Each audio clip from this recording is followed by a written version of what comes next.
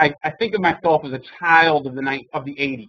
I mean, insofar as all of the rhetoric by between 1984 and 1988, those were pretty heady times in terms of the 1980s as it had made inroads into the academy. Now there are lots of programs in visual studies, curatorial studies, the bar program, but none of that stuff was available. I mean, and I may have thought about doing something like that at the time, but I think my engagement, I was pretty headstrong in terms of, wanting to be involved with the immediate Chicago community, in the early 90s, and that was the real kind of education, I guess. But there was no real career path or anything like that at all in the early 90s and late 80s about how one becomes a curator. There are no curatorial studies programs or any of that kind of thing at all. I worked for the city, for the Department of Cultural Affairs, for 4.5 years in the public art program. And I was the public art program. I was a public art coordinator, so I was responsible for administering the Percent for Art ordinance. So over 4 years, I pretty much, in terms of getting a real feeling for the geography of Chicago, the neighborhoods, all that stuff, and the arts community, I felt pretty,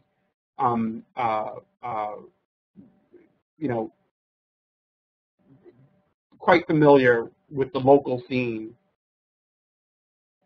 I mean, I tend to be kind of reactionary in terms of generating themes for group shows.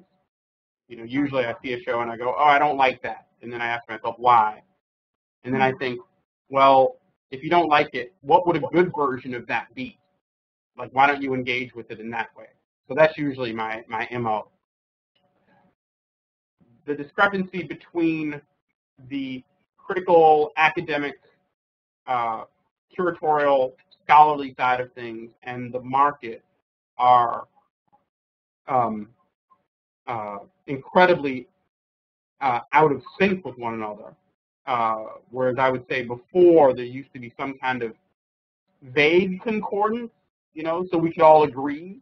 That's not, there's no value judgment about that at all. Even though it could be the source of much value judgment as any other, but I prefer to look at it just as, good, bad fact of life. Like, this is a fact of life. I think it's beautiful to be able to create different contexts for work. And I love going to see a piece in one show and going and looking at it and going, oh my God, I would never have thought of that work in that context. And then there are those examples where work can be Baudelarized in a sense, or put in a context where I would say it's like, whoa, wait a minute, I don't think that, I might want to think about that. But that's all part of the game. The internet is a very funny thing. We used to get slides, and then slides became CD-ROMs and things in the mail. And now it's really weird. I mean, we get cards for shows, and on occasion, a notice to check out people's websites. But it's weird. I often wonder if you're an artist and you have a website, like you build this website, but then how do you promote it? How do you put it out there? It used to be you had to make slides and you had to send them to a specific person. Like, it really had to have this like real directness to it, kind of, and a one-to-one thing. And now that's gone, and information is just so much more amorphous in general and just there, right? But there's no submission process per se. But people send links. You can send me a link to your website to check things out. People still send. I got a CD-ROM, I think, like 6 months ago. But those have been coming down to like the single digits in terms of the number of them that arrive in the mail. But pretty much just checking out websites, and I usually have 4 or 5 ideas for shows going on, and I'm just looking. An art dealer, somebody whose interest is commercial in terms of selling work, where I would say the role of a curator, scholar, and not to say that what an art dealer does doesn't have, curatorial dimension, there is a large, there is an overlap. But in terms of certain concerns about a type of work or a kind of work being commercially driven as opposed to academic or scholarly concerns, those are two different kettle of fish.